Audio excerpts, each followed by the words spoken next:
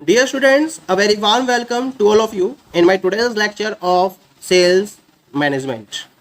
In today's lecture, we will discuss upon the second type of financial compensation plan, which is straight commission method.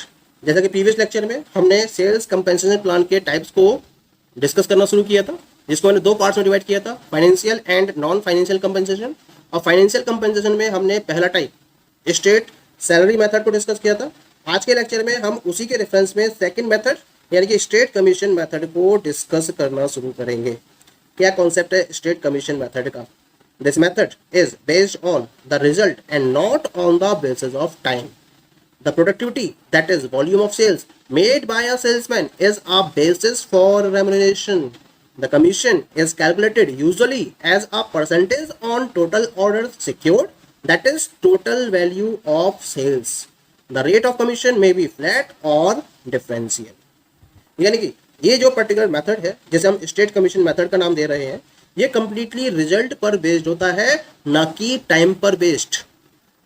जैसा कि आपका straight salary method था, वो completely time based था। उसमें एक particular month के बाद प्री डिटरमाइंड सैलरी हर सेल्स पर्सन को अवेलेबल कराई जा रही थी, लेकिन इसमें टाइम को फोकस नहीं किया था, बल्कि रिजल्ट के बेसिस पर कंपेंसेशन पे किया जाता है। जो प्रोडक्टिविटी है, प्रोडक्टिविटी का मतलब होता है यहाँ पर वॉल्यूम ऑफ सेल्स, जो एक पर्टिकुलर सेल्समैन के द्वारा अचीव किया जाता है, वो रेम्यूनरेशन का बेस बन जाता है। यानी कि जो सेल्समैन जितना ज़्यादा वॉल्यूम ऑफ सेल्स को अचीव करेगा, वो उतना ही ज़्यादा रेम्यूनरेशन को अर्न करेगा। और जो कमीशन है, इसको percentage on total order secured, यानी जितने टोटल ऑर्डर्स सिक्योर किए जाते हैं, उन पर एक पर्टिकुलर परसेंटेज के पॉइंट ऑफ व्यू से कमीशन को कैलकुलेट किया जाता है। यानी कि जो टोटल वॉल्यूम ऑफ सेल है या टोटल वैल्यू ऑफ सेल्स है, उसका एक पर्टिकुलर परसेंटेज कमीशन के फॉर्म में सेल्स पर्सन को अवेलेबल कराया जाता है। ये जो रेट ऑफ कमीशन है, ये फ्लैट भी हो सकता है या फिर ये डिफरेंशियल भी हो सकता है। अब क्या मतलब है फ्लैट का और क्या मतलब है डिफरेंशियल का? अगर मैं डिफरेंशियल रेट्स की बात करता हूँ, तो यहाँ पर क्या होता है, एक स्टैंडर्ड परफॉर्मेंस को फॉलो करने के एवरेज में लोअर कमीशन पे किए जाते हैं, और जैसे जैसे स्टैंडर्ड परफॉर्मेंस के ऊपर आप सेल्स को अचीव करते चले जाते हो, आपको हायर रेट ऑफ कमीशन मिलता चला जाता है। तो हम इसे बोलेंगे डिफरेंशियल रेट पॉलिसी। और दूसरी होती है flat rate policy.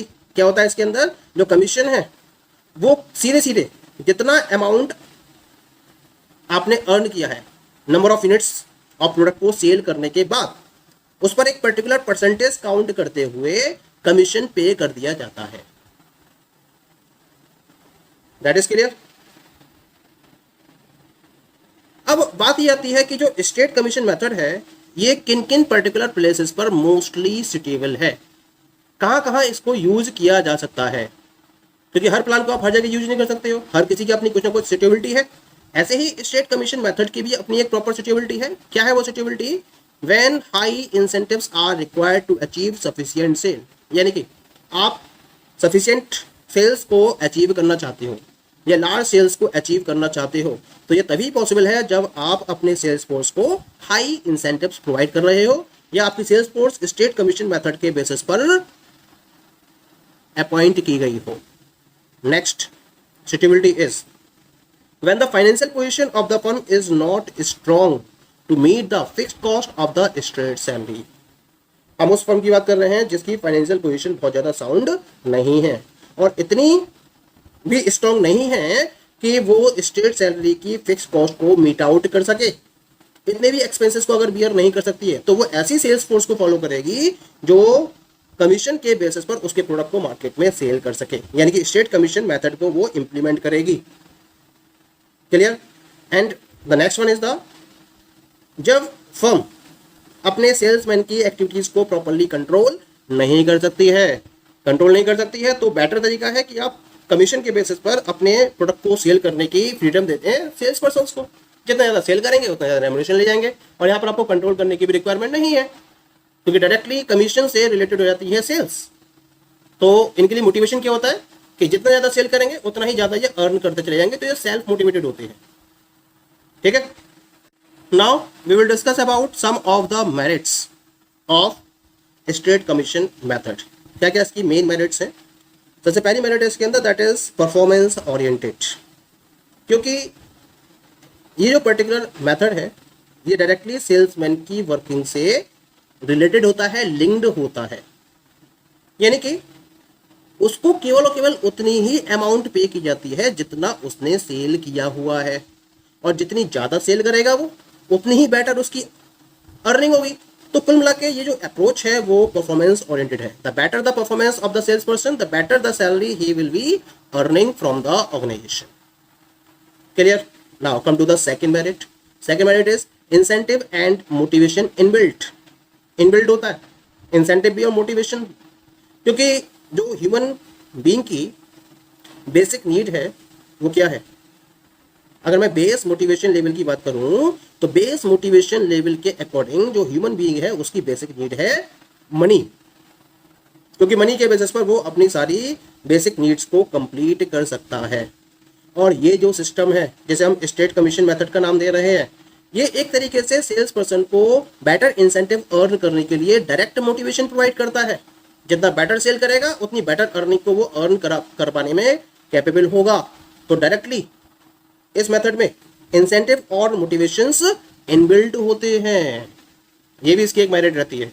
Third merit क्या है इसके अंदर? Not a burden on the organisation. सबसे ज्यादा फायदा तो ऑर्गेनाइजेशन को रहता है इसमें, क्योंकि जो सेल्समैन को पे करने की लायबिलिटी है वो तभी दिखाई देती है जब वो सेल करता है। अगर सेल नहीं कर रहा है तो ऑर्गेनाइजेशन को उसे कुछ भी पे नहीं करना है, क्योंकि वो फिक्स सैलरी तो पे कर नहीं रही है, बल्कि कमीशन बेसिस पर उसने सेल्स पर्सन को हायर कर रखा है। तो अगर सेल करेंगे तो सैलरी मिलेगी, सेल नहीं करेंगे तो कोई भी सैलरी या कोई भी इनकम वो जनरेट नहीं कर पाएंगे। तो एक तरीके से ऑर्गेनाइजेशन के ऊपर इस तरह का कोई भी बर्डन नहीं होता है। No sale no liability. इसके साथ साथ जो सेल्स कमीशन है वो प्रोडक्ट के प्राइस में इनबिल्ट होता है। मतलब जितना कमीशन आपने पे किया सेल्स पर्सन को उसे आप प्रोडक्ट के प्राइस में इनबिल्ट प्रोडक्ट के प्राइस में ऐड कर लेते हो। तो ऑटोमेटिकली जो ऑर्गेनाइजेशन है उस पर इस मेथड को यूज करने के बाद सेल्स मैन या सेल्स फोर्स का किसी भी टाइप का कोई भी बर्डन नहीं रह जाता है। ये सबसे बड़ा एक फायदा रहता है ऑर्गेनाइजेशन को, अगर फाइनेंशियल पॉइंट ऑफ व्यू से बात की जाए तो। Next advantage is attracts better talent, क्योंकि इस टाइप के मेथड में हायर लेवल ऑफ इनकम को अर्न करने की अपॉर्चुनिटीज सबसे ज्यादा होती हैं। और इसी वजह से ये जो मेथड है या जिस फर्म के द्वारा इस मेथड को अडॉप्ट किया जाता है वो बेटर टैलेंट को अट्रैक्ट करने में कामयाब होती हैं। और ये जो टैलेंट होता है वो ऑर्गेनाइजेशन को ज्वाइन करने में इंटरेस्टेड रहता है, जो स्टेट कमीशन मेथड के बेसिस पर अपने सेल्स पर्सन को इंसेंटिव प्रोवाइड कर रही होती हैं। ठीक है? क्योंकि जो सेल्समैन है जब वो इस टाइप की ऑर्गेनाइजेशन को ज्वाइन करता है तो उसे ये लगता है कि वो एक तरीके से ऑर्गेनाइजेशन के पार्टनर के तौर पर काम कर रहा है, क्योंकि सैलरी तो उसे मिल नहीं रही है। He is not getting the salary, he is getting the commission. तो उसे लगता है कि he is working like a partner of the organisation, और इसी वजह से वो अपने स्टेटस को मच हायर लेवल पर फील करता है और ऑर्गेनाइजेशन से कनेक्टेड होते समय वो एक प्राउड फील करता है। ये इसके लिए एक मोटिवेशनल फैक्टर होता है। तो this is one of the merits. So these all are the different merits of state commission method. Now we will discuss about some of the demerits of state commission method. The very first demerit is uncertain income. सबसे बड़ी demerit क्या है इसकी ना, कि commission क्या होता है? अनसर्टेन होता है। अब सैलरी क्या है? सैलरी तो सर्टेन है, फिक्स्ड है। हर महीने के एंड में एक फिक्स अमाउंट सेल्स पर्सन को मिल जाती है फिक्स्ड सैलरी के फॉर्म में। लेकिन जो कमीशन है वो उसकी परफॉर्मेंस पर डिपेंड करता है। ये राइज भी कर सकता है या फॉल भी कर सकता है। इस बात पर ये डिपेंड करता है कि मार्केट में कस्टमर्स के द्वारा प्रोडक्ट को किस तरीके से एक्सेप्ट किया जा रहा है और मार्केट में सेल्स पर्सन के द्वारा प्रोडक्ट को किस तरीके से सेल किया जा रहा है। हालांकि जो सेल्समैन है वो अपने रेम्युनरेशन को अर्न करने के पॉइंट ऑफ व्यू से वर्कआउट करते हैं, लेकिन कभी कभी मार्केट में कंडीशंस ऐसी होती हैं कि उनको ज़्यादा भी मिल सकता है या कम भी मिल सकता है, और कभी कभी सेल नहीं होती है तो इनकम जनरेट नहीं होगी। तो एक तरीके से इनकम को लेकर अनसर्टेनिटी बनी रहती है स्ट्रेट कमीशन मेथड के अंदर। सेकेंड डिमेरिट क्या है इसकी? Lack of control. State commission का मतलब क्या होगा? जो सेल्समैन है वो system of reporting on time के सब्जेक्ट को फॉलो नहीं करेंगे, रिपोर्ट्स को सबमिट नहीं करेंगे, और जो जॉब की ब्यूरोक्रेटिक रिक्वायरमेंट्स हैं उसको भी कंप्लीट नहीं करेंगे, क्योंकि वो कमीशन के बेसिस पर काम कर रहे हैं। They are not the full time employees of the organisations. और इसी वजह से जो जॉब कल्चर है ऑर्गेनाइजेशन के अंदर वो उसको प्रॉपर्ली फोकस नहीं करेंगे। हो सकता है कि वो अपने खुद के सेपरेट ऑफिस भी ओपन कर ले और उसके बेसिस पर ऑर्गेनाइजेशन के प्रोडक्ट को सेल करें, क्योंकि ऐसे जो सेल्स पर्सन होते हैं वो किसी एक ऑर्गेनाइजेशन के साथ में डील नहीं कर रहे होते, बल्कि मल्टीपल ऑर्गेनाइजेशंस को सेलेक्ट करते हुए अपने प्रोडक्ट्स डिफरेंट कंपनीज के प्रोडक्ट को मार्केट में सेल कर रहे होते हैं। और इसी वजह से सेल्स मैनेजर के पॉइंट ऑफ व्यू से ऐसे सेल्स पर्सन को कंट्रोल करना बहुत ज्यादा डिफिकल्ट हो जाता है। This is also one of the limitation of this particular method. Now come to the next one, that is fluctuation in market price. सबसे इंपॉर्टेंट पॉइंट क्या रहता है यहाँ पर कि कभी कभी जो सेल्स पर्सन हैं वो हायर क्वांटिटीज को सेल करने के रेफरेंस में क्या करते हैं, मार्केट में प्रोडक्ट को डीलर्स को कम प्राइस पर सेल कर देते हैं। इसके लिए क्या करते हैं, वो अपने कमीशन को ड्रॉप कर देते हैं और ड्रॉप करके जो प्रोडक्ट का मार्केट प्राइस है उससे कम प्राइस पर प्रोडक्ट को डीलर्स को सेल कर देते हैं।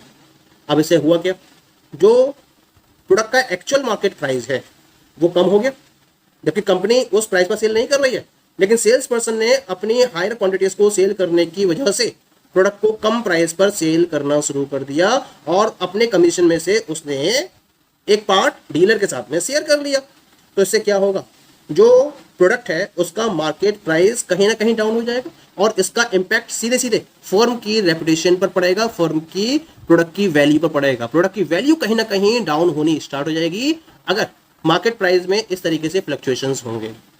Clear? Now come to the next demerit, that is the rate of attrition could go up. यानी कि रेट ऑफ एट्रिशन बहुत ज्यादा भी बढ़ सकता है। क्या रीजन है इसका, क्योंकि जो सेल्समैन है उसे रेगुलर बेसिस पर सैलरी को पे नहीं किया जा रहा है, तो यानी कि वो कंपनी का परमानेंट एम्प्लॉय नहीं है, रेगुलर एम्प्लॉय नहीं है। यानी कि उसकी जो लॉयल्टी है, उसके इमोशनल अटैचमेंट्स हैं, वो ऑर्गेनाइजेशन तक तब तक अटैच रहेंगे जब तक कि वो अपने कमीशन को ऑब्टेन कर रहा है। अगर उसे कोई कमीशन नहीं मिलेगा तो उसे फर्म को विड्रॉल करने में एक भी मोमेंट का टाइम नहीं रहेगा। जिस टाइम उसको कमीशन नहीं मिल रहा होगा फर्म से, वो तुरंत विड्रॉ कर देगा फर्म से और वो कहीं और ज्वाइन कर लेगा।